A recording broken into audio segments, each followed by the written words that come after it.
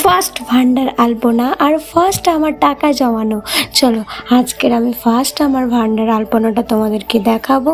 So guys, কেমন লাগছে তোমরা অবশ্যই বলবে। খুব একটা ভালো পারি না, তাও আমি চেষ্টা করলাম। অনেক দিন থেকে আঁকিনি না, আঁকছি না, আমার হাত শুধু কাঁপছে, মানে কোথা থেকে কে দিচ্ছে আমি নিজেই বুঝতে পারছি না। খুব আনন্দ করে তো কিনে আনলাম ভান্ডারটা, যে টাকা জমাবো টাকা জমাবো। জানি না কতটা জমাতে পারবো, আমি তো জমাতেই পারি না। আমার মতো কে কে জমাতে পারো না অবশ্যই কমেন্ট করে জানাবে। এই পাতাগুলো করতে না আমার খুব ভালো লাগছিল, মানে আমি এত স্পিডে করছিলাম যে কোথায় কি হয়ে যাচ্ছে আমি নিজেই খেয়াল করছি না।